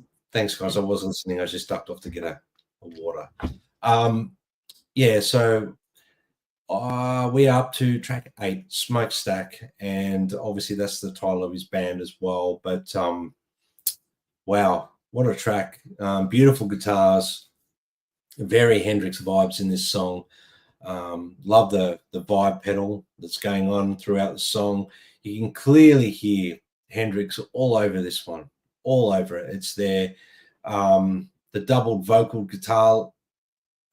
and guitar vibes, where you're playing the melody on guitar with the vocal. That's another real blues thing, real Hendrix, real Stevie Ray Vaughan thing. The vocals are fantastic. I put great lyrics. I've also mentioned again, because it's one of my favorite pedals, let's not forget to mention the Univibe pedal. I just think it's fantastic. Great drumming and bass, perfect for the song. The dynamics are absolutely perfect. The drum solo is like an unexpected explosion, very Mitch Mitchell. It's unlike it. Well, like every other song on the album, it does sound like it's recorded live, and they've gone for the vibe more so than perfection. And I love that. I was saying to my partner today, I love how on this album there are some slight imperfections, but the vibe is absolutely perfect. So they've stuck with that. It's not like trying to perfect something. You're actually just capturing the vibe and putting it out there. And I love that. And I feel that on this song in particular. It's a gritty traditional blues number with a modern electric blues sort of vibe. The outro double time feel is outstanding, and I think I can't rank it at any less than a 10 out of 10, guys, and without a doubt, never a skip. Andrew. Yeah, Alan's given it a 10 out of 10. Send Me Some Love, the previous track, Alan gave it 8 out of 10, so we're on the money. Yeah, powerful course there for all you golfers amongst us. What an incredible song. I love the guitars on this track, and again, Brad, you've mentioned it before, talking just previously about the way that this song was recorded in the studio, clearly with mic'd up on the amp. It's evident they've done that. There's no way he's gone in there and played over a vocal track or whatever. I'll be certainly surprised if he has. I love the end jam. The end jam is really, really cool, isn't it? And I'm going to tell you something. This is where I'm going to get a little bit gripey on this show. Doyle needs to take the vibe off this track, which is incredible. He needs to go up to Clapton, and he needs to say to Clapton, listen to this track. Please. I'm going to go and record your next album, and we're going to play your next album is going to sound like this. Yes. he needs to go and do that, because the last couple that he's recorded as he's produced for Clapton have been okay, and we'll get to them, folks. We're Clapton nuts on this channel, and we make that a goal. We're going to rank every Clapton album, and we're getting up there, Simon, aren't we? Including the bad ones, and there's a few. Yeah, didn't Doyle produce Old Sock? He has much to answer for in the debits and columns. And 2010's Clapton as well too. So, but he needs to. Brad, thank you for giving me the support there, bro. He needs to take this track, let Clapton listen to it, and say, we're going to go and record 8 tracks for you, and this is the vibe I want you to capture. Yes, nobody's perfect. Amen. So that I can at least say that I've attributed producership to her. Yeah. Well, and anyway, it was my idea. Yeah.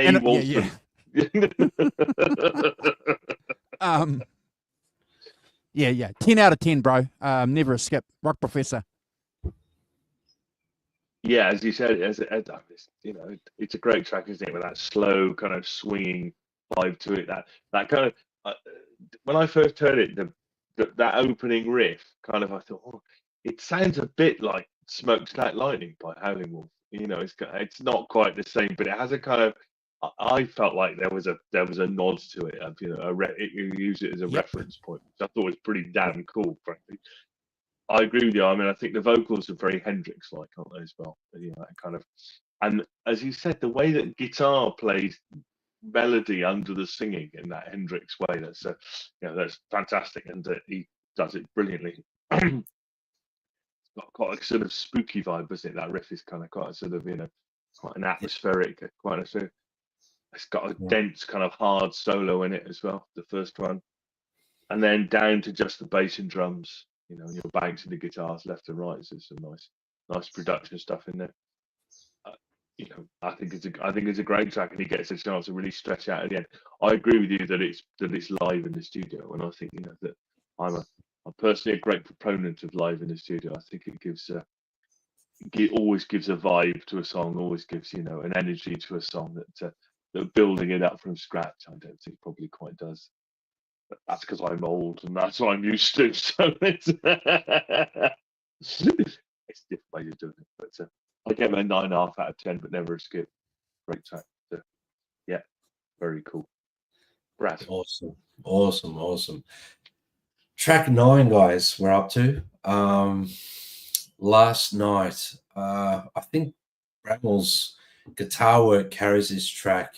It's got that slow electric blues sort of vibe. The guitar solos, great stomping, percussion and drumming. Atmospheric keyboards with a real Hendrix twist.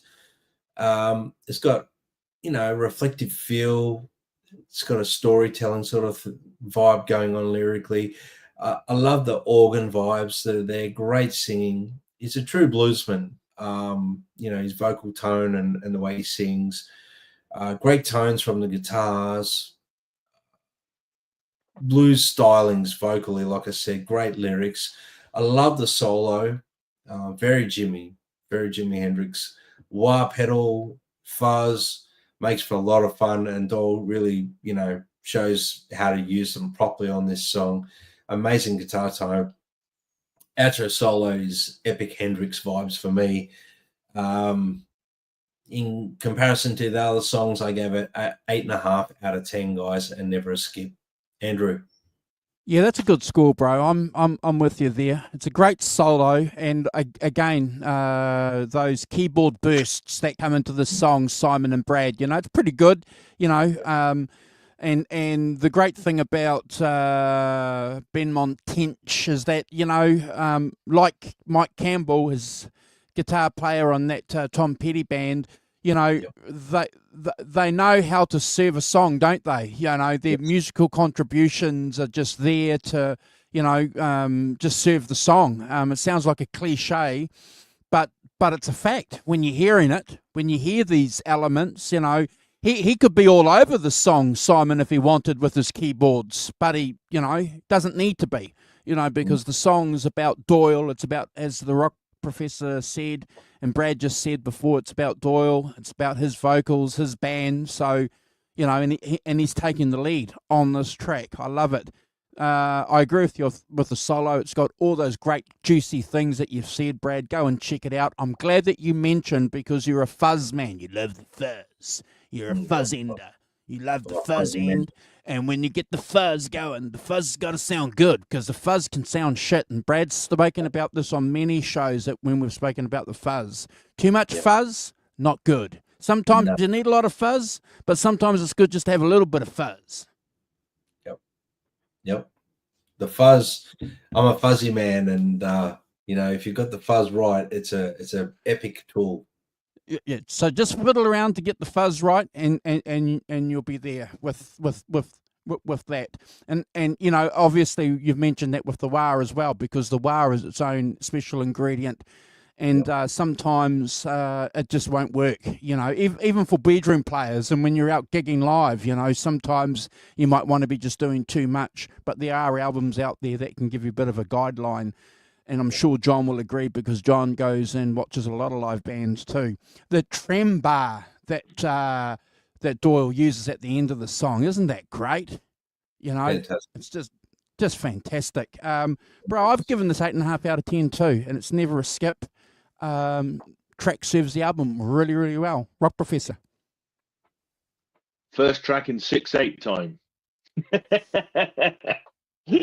Well, that's my first observation. I thought, oh, look, there we are. Bit of a blues waltz. But quite an angular blues, isn't it? It's kind of got angular, sort of funky angular thing. That I agree with you about. I think Ben Montanes does a great job here with that organ call and response thing. That's really cool. And as you said, the fuzz guitar and the organ, it's almost a bit like Deep Purple, isn't it? You've got the fuzz and the fuzz guitar and the organ kind of fitting together like that to make kind of one sound. You know, and great guitar solo, you know, great blistering start to it as well. It's kind of a thing. Yeah, I think it's 8 out of 10 for me. Never a skip. Absolutely. You know, again, it's all about dynamics of the tracks, and it's all about fitting one with the other, and you know, and something new each time, isn't it? You know, something to keep your interest going, and this certainly does that as a track. You know, different from what we've had before. Yeah, hats off to them. Brad. Wow. Well done, gentlemen. We're doing really well for time here. I was worried because it's a 12 track album that would be well over 2 hours, but we're doing pretty good, guys. So we'll keep it on the rails. Up to track 10, which is a song called Blame. Guys, real Rolling Stones vibe for this one again, with a real focus on Bramhall's vocals, layered guitar riffs, bass grooves, dynamic drum track. This is a real classic blues rock vibe for me. Great vocals, great lyrics again. Love the pre-chorus and the chorus. Love the solo. The guitar sounds are juicy and thick. Everything you love. Love the fuzz-infused lead work here. He's truly a master of utilizing the fuzz, like we mentioned before. And you know, if anyone wants to know how to use a fuzz pedal, Doyle Bramhall II, he's the man. He's the man. I'm telling you. You know, there's guys out there that have their own tricks and stuff like that, and I get it and I respect that. But this guy knows how to use a fuzz pedal. The organ adds a real wonderful overtone to this track. I love the outro solo, guys. The outro solo for this one in particular, I'm hearing something off Electric Ladyland album, Hendrix again. This track's a real sleeper on the album. You know, on the third last track, and I think it's a perfect spot to put this song. I gave it 8.5 out of 10, guys, and never a skip. Andrew. Blame? Mm. Yeah. Yeah, we all know about that, don't we? Oh, yeah. Been there. Done that. Once more with feeling. Runs for their lives. Thanks for watching from work. Appreciate you jumping on. Good morning and welcome. Yeah. Good morning. This track continues from the previous track for me, Brad. It's in the same kind of vein. And again, one of the great things about this album, Simon, is that incredible guitar sound that you get. And there's not a lot really going on this track for me, Brad. Other than it's a song servicing the album. I definitely would never skip it. I've given this 2 and 8, or you gave it an 8.5. I'm giving this an 8 out of 10. But it's building up. It's building up to something. I'm sure it is. If you're listening to this album, it's building up to something, Simon. Greatness. Yeah. Absolutely, yeah. Well, you've got to have different things in it, and in the middle part of the album, I think, in the middle part of the album. So, but, I think I like the descending heavy chords at the beginning. And don't you think the pre-chorus is very kind of George Harrison Beatles? Straight away. Yeah. Wow. Yeah. Great. Yeah. So I felt that, and I thought, that again, he's used there have been quotes Beatles stuff, throughout the album. And I think this is one of those, and I think that's pretty cool. I like the Hammond organ that fills it out in a way that it hasn't particularly before. As you say, it's there's not a huge amount to say about it. It's got some good soloing, nice solos, and so I too get an 8 out of 10, but never a skip. The light and the shade, you gotta have the light with the shade. It can't all be heavy, but I think it definitely does what it's supposed to on this record. In that particular place, you want something a bit lighter, don't you? A bit different. So, Brad. Awesome. We're up to Thin Dream, track 11. Beautiful acoustic vibes. The bass sound is great. Great lyrics. A really dreamy and ambient track. It's got urethral sort of blues influences. Love the drumming when it comes in. Sounds massive. This is a real lesson in dynamics, this song, and songwriting, and dynamically performing, especially when I think this album was recorded fairly much live. So, again, I love the fuzz-infused solo. There's a vibe or something employed there that's got the univibe sort of vibe going on there, which I love. This is like a 8-minute 37-second song, and it's a journey in blues, psychedelic rock. This song makes me want to play my Fuzzpel and Univibe together all night long. Cool piano. The slide part in the middle, Pink Floyd vibes maybe I'm hearing. I don't know what you guys picked up there, but I'm a bit of Pink Floyd.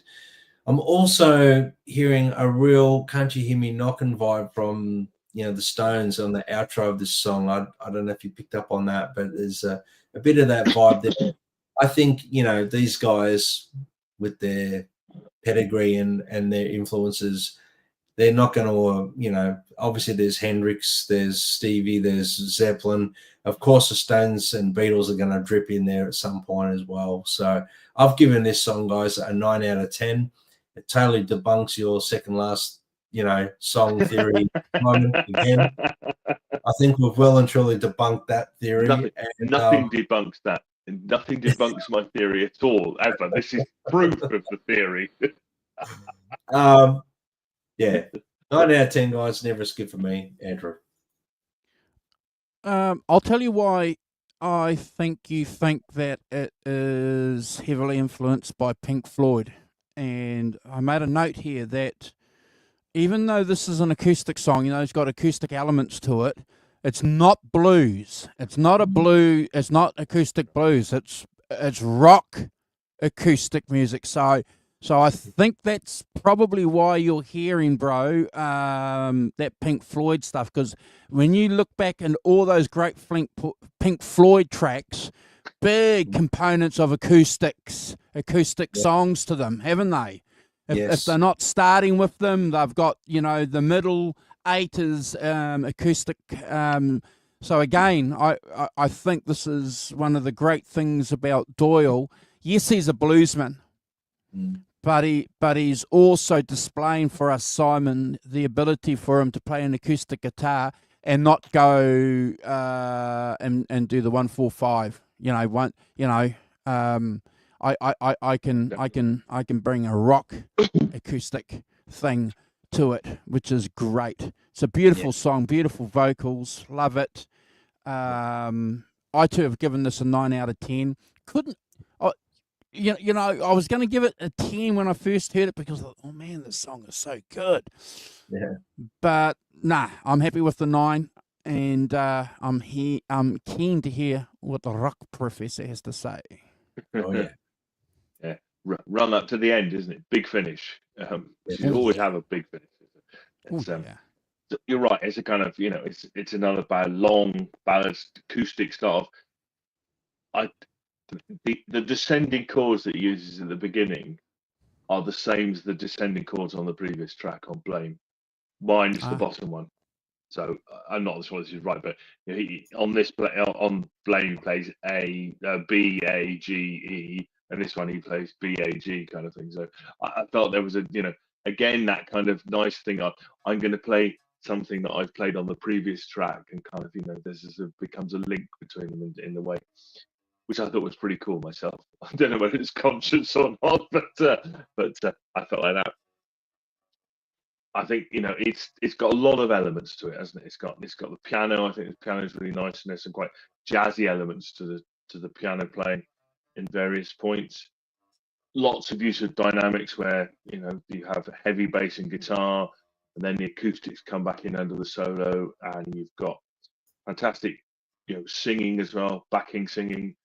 And again, that kind of swapping in and out of instruments where, you know, you've got your piano and the guitar, and then you've got the muted drums and bass, then you've got more prominent guitar, and you've got kind of mellowy, jazzy solo with the jazzy piano, which is, you know, more kind of impressionistic drums, lots of, you know, rolling around on the drums and things, and that kind of gradual build up towards the end. So there's a lot of dynamic interplay on this track, a lot of things going on, you know, a lot of it's intricate arrangement, and it benefits from you know, I think from multiple listens, you know. And this is a long record, and I think you get to these tracks, you know, I've only listened to these tracks about 5 times, so I feel like as though on some of these, you know, I'm kind of scratching the surface more than I've got really inside the tracks. But I think it's great. As you say, it's not a blues song by Country Mile, and I understand the sort of more Pink Floyd vibes that kind of has a kind of that element to certain parts of it. The piano is kind of very Rick Wright, isn't it, in some places? So I give it a 9.5 out of 10. Never a skip. You know, fantastic. Kind of, yeah. yes, yeah. Not the worst track on the album by Country Mile. No. Debunked. Debunked. Yeah. Well, guys, we've come to the last track of the album, and the track's called Cry, and my goodness, what a amazing track this one is. I think the more you listen to this song, the deeper it gets. It's, you know, it's a climatic, slow burning blues ballad. I'm going to put it like that. Bramhall's guitar and vocal artistry are the highlights of this song. What a beautiful song, and what a wonderful last track to the album, and a wonderful way to end a epic album, a modern day blues classic. I love the guitar trem effect. I think that's what it is. And the lead vocal, I mean, he evokes a lot of emotion. Great lyrics. I have to say the lyrical content on this track is my favorite on the whole album. The build up is gradual on this song, and if you pay attention to the lyrics, you know, throughout the song, it's very moving. The harmonized backing vocals, you know, that's always a winner. Very gospel-y.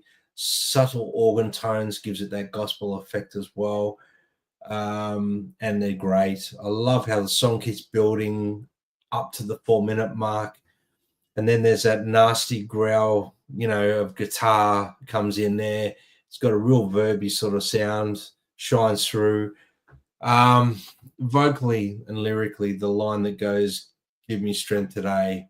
I mean, you know, that's like a prayer. You're praying to, you know, give me strength, praying to the Lord, give me strength today, help me get through today, give me, you know, it's such a powerful lyric, and that part of the song always gives me goosebumps, I've got to say.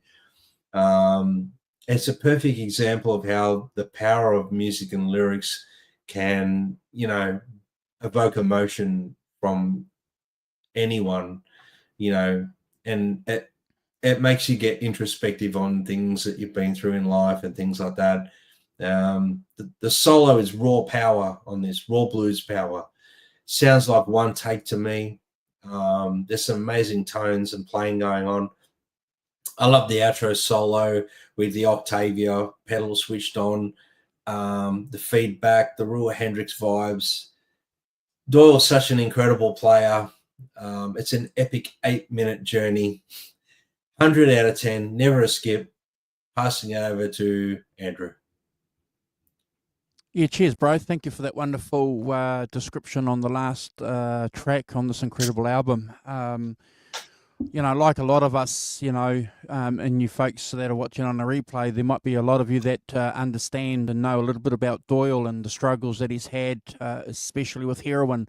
One of the reasons why Archangels broke up was because of his dependency on it. And because Doyle is a private person, there's not a lot of information available, where he talks a lot about that struggle. And that's one of the reasons, again, why I'm going to mention this documentary for you to watch. And I'm not sure, bro, if he's off drugs when he's recording this album. I think he might still be on it. I think he might still be so one of the reasons why I think this song is so great and so emotional and has so much meaning, for us who are attuned to picking up these messages. And pat yourselves on the back, folks, because it's one of the great things that we've got through listening to this music, where we can pick up these messages, of someone's struggle. Yes, it's one thing to talk about fast cars and girls and getting drunk, but to talk about what's happening in your life. You mentioned Layla a couple of times, Brad, while we're talking about this album, and the internal struggles and turmoils that not only Clapton was going through, but two other members of the band at that same time. So for me, I think this is the song the most that reveals what Doyle is going through, and I just think that's incredible. I think in about 50 years' time, I'd like to think that this track would be, one of the great modern blues tracks, and we're probably doing our role to get that out there on our small little channel here, Simon and Brad, on the YouTube universe, to talk about these great albums and these great songs. I think the song is fantastic. It struck a chord with me over 20 years ago when I first heard it, and again when I listened to it half a dozen times, maybe a dozen times this week in preparation for the show. I'm going to definitely, Brad, put this on permanent rotation on my playlist. It's on semi-rotation, but I think, we need to probably look at doing his first album too at some stage. 100%. I love... Yeah, thank you, bro. I love the backing vocals. The backing vocals from the backing vocalists that we showed during the photos just adds that power and that emotion to the song that Doyle couldn't quite just get out by himself as a vocalist. And I like that. I just like that it's just sitting there. And when I was listening to it with my headphones on, Simon, you can just hear it in the back of your ears, and it's kind of, makes your ears sort of stand on end when you hear it. The keys, we've mentioned the majestic keys, the floating keys that Benmont offers. It's just the source on this track. Yep. And the solo, Brad, one of the greatest solos ever. And, Doyle, come on. Doyle, come on. Please. Yeah. Come on, Doyle. Give us some more. Yeah. Come on. Hey, Doyle, come on our show and have a chat. Come on our show and have a chat, Doyle. Jim's going. Good to see you, Jim. Some pointers. Yes. Yeah. Jim's one of my favourite three Scotsmen. One being Jack Bruce, the other being Hugh and Jim. So thank you, Jim. I have to give this a Hughes score. Speaking of Hughes, I have to give this a Hughes score, Brad. Yep. I think it's just a phenomenal track, and it's the opening track, incredible. Yep. And this track, Simon, incredible, and everything in it in between is your favourite. It's just, avocado on toast with pepper and Tabasco sauce. Ooh, no. Oh, yeah. Yeah. Yes, I know that's a tremendous eulogy to the Hugh's song. ears were burning. Yes. Sorry for interrupting. Good. Morning, Hugh. See, we know how to flush him out. Nice one. Yeah, God, I don't have much more to add after that tremendous eulogy, Mr. Wilson. That's great. It is the typically last track epic.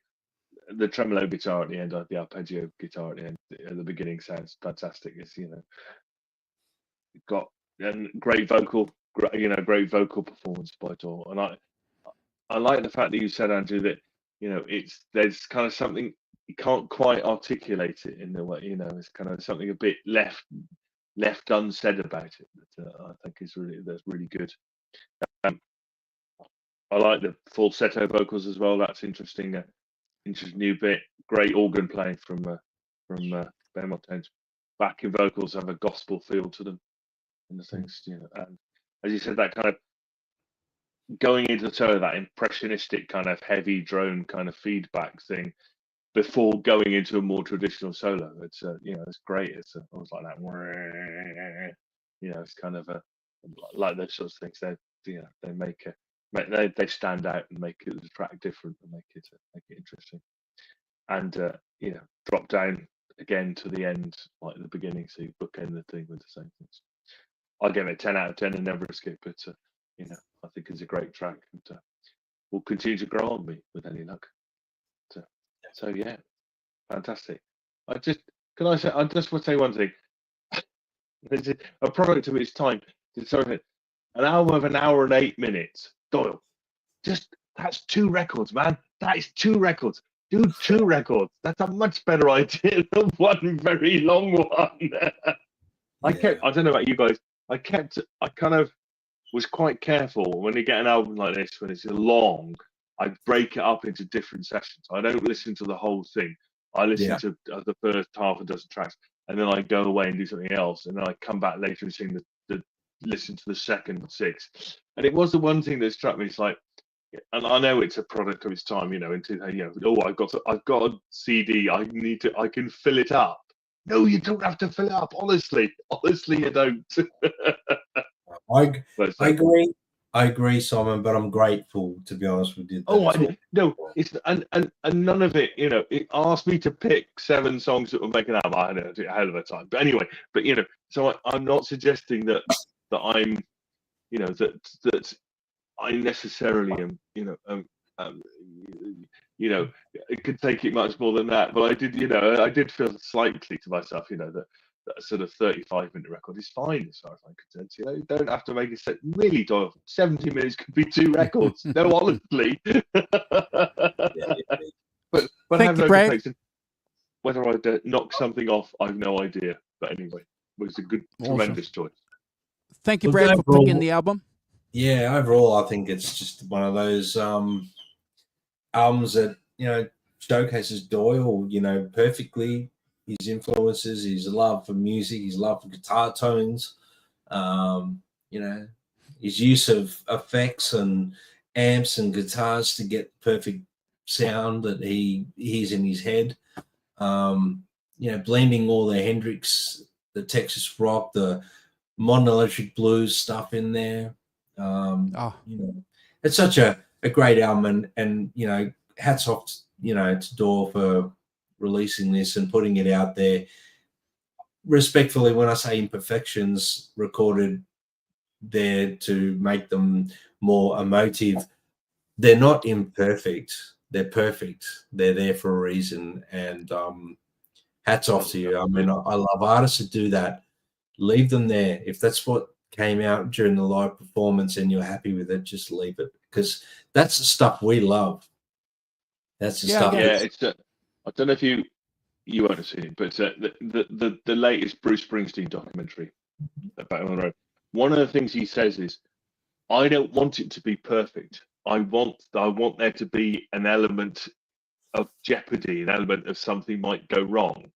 He says, because people like it. That's a human element. People like it when it goes wrong, And he kind of was really interesting. He articulated that not everything is going to be perfect. It's going to be a rock and roll show, and they're going to, there was film of him the other day messing up Hungry Hearts, and then him and Steve Van Zandt laughing their heads off. I was trying to get it back on track. Lovely. That's rock and roll, man. That's rock and roll. Yeah, rock and roll. Yeah. Oh, yeah. But and of course, it appears and everybody loves it, and everybody makes everybody laugh and stuff like that. Which if you're kind of perfectionist artist, you may not necessarily feel like that. But so I think those imperfections absolutely make it, make those things more human, and they make them better in my books. Absolutely, they do. Yeah, and we'll rank in future too, guys. The 1999 album, Jelly Cream, which is an incredible album. We'll rank that. That's definitely worth us checking out. And also Shades, the album that came out in 2018. So there's a couple of albums there, Brad. Rich Man as well. Rich Man is a great album as well. So they're all great. They're all great, guys. Go and delve in, if you haven't already. Delve into Doyle Bramhall second. He's a poetic bluesman. I'll put it awesome. Yeah. So we haven't done this for a while, but we're going to let you know the album that we're going to rank next week. It's from one Texas T-Bone to the next. We're going to be. We've had a couple of shows. Brad and I did a couple of midweek shows during lockdown talking about this artist. We also had Matt on, and we ranked Al Macambo Live, the DVD or the video. And I think back about 5-6 years ago, Simon, you and I with Carl did a Stevie Ray Vaughan show where we just got together and spent some time just talking about Stevie Ray Vaughan. So we're going to rank his first album. So the first album, not the re-released one that's got about 15 live tracks. Got to make that clear. Not the whinging old rock professor. Yeah, too long. Behave. Yeah, the original live album. I'll do a show card and we'll put that around on our social media accounts. And so we'll feed the contrast that we've been talking about this week into one of the influences on Doyle's life through his dad, obviously, and through Stevie Ray Vaughan's guitar playing next week. Look forward to it. Yeah, so it's 10 tracks on the original album from my recollection. Yeah, 10 tracks. Yeah. We're looking forward to that. So Stevie, bring it on. Yeah. Hugh's looking forward to it. Hugh, if you want to jump on, Hugh, if you want to join us, let us know. No, we're doing Texas Flood, John. Not live, alive. No, the first his first album. It's Texas Flood, is it? Okay, right. Good. Make sure we get it right. I'm like, which one is that? Yeah. So you need to grab your Stratocasters. You need to grab your Strats, put some 11s on, tune it down to E flat, and play like and grind it. And grind it. Most of that is a travesty. Play like your life depends on it. Play like your life depends on it. And play with your pick like that. Not That's like right. that. No. You gotta play it like that, bro. Who plays it like that? Actually, I should have done some self-promotion, shouldn't I? Should have done like that. Brad Cook picks, yes, like that. Like that. What we got over here? Anyway, looking forward to it, gentlemen. Thank you again for letting me pick this album. I've really loved it. We managed to do it in 2 hours, which I'm really impressed with, guys. Well done. No problem. Hugh's going to join us next week for the 10 tracks. Beautiful. Awesome. Fantastic. Nice. Awesome. We look forward to it. Mhm. All right. Thank you again, Brad, and thanks to everybody for joining us. I just want to remind you before the Rock Professor does a shout out to you guys and girls who have joined us. If you want to be on our Christmas show, flick us a message. We will have a date sorted out for that. We look forward to that. It's a big part of what we do, and it's our way of saying thanks. So let us know. No, we don't call it a holiday show. No, we don't call it the Happy Holiday Show. It's called the Christmas Show. Okay, so don't send me a message saying, why are you calling it the Christmas Show? I can't wait to send you a message saying, don't call it. All right? It's not called the Happy Holidays Show. It's called the Christmas Show. Right. God bless. Okay, are we clear? God bless. Yes, boss. We're clear. Yes, okay. Christmas show. Yes, because it's Christmas. Yes, yes, yes. Right. And no wokeness around here.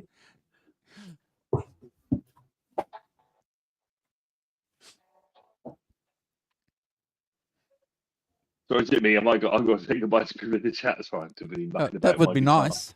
That would be nice. Ooh, ooh. Ooh. Saucer of milk for Mr. Walton. Yeah, so thanks, John. Good to see you. Ellen, of course, Hugh. See you next week, Hugh. Fantastic. Tony, I hope you had a nice birthday, Tony. This one, I think. Oh, yeah. Was this week? Yeah. Yeah. Back Happy to work. birthday for that. Back to work. What work? Anyway, sorry. Let's go. Ellen. We've had Helene as well. Helene O'Hara. You're good. We've had Runts for Their Lives. Great name. And welcome, Runts. It's good to see you. Jim as well. He's off taking the dog for a walk. Helene. Going back. I don't know where Kyle went, but he went off somewhere. Having overstepped the mark a bit. Oh dear. We had Johnny Heartbreaker as well. He was on earlier up the top. So hopefully I've got everybody with that. So thanks all for joining, and we'll see you next week for a bit of SRV. Yeah, and that's an easy album. That, kids. Easy. That's an easy album. 10 out of 10. 10 out of 10. Everything's 10 out of 10. 10. Hey, 10 everything. 10, yeah. It's just we're just going to talk about a 10 out of 10 album. That's it. 10. Hey, 11. Everything's 11. Yeah. Oh, gee. All right, gentlemen. Okay. Right. Okay, guys. Have a good week. We'll see you next week. You've got an EVH to go play. I got an EVH to go play. It's in hand's reach. Bye-bye. Yeah. All right. I'm not having any of that modern rubbish. All right. So for you nostalgia buffs, we're going to play the intro song that we played, and look forward to Brad giving us a new version with that new guitar. Yes. Got to be more authentic. And this isn't a Brad clone. You know, that long hair that you see hanging down past his that's real hair. That's not a wig. All right, so don't send me messages saying that don't send me messages saying that's not Brad. We've AI'd his hands though. Bye-bye. Bye-bye. Take care. I will see you soon.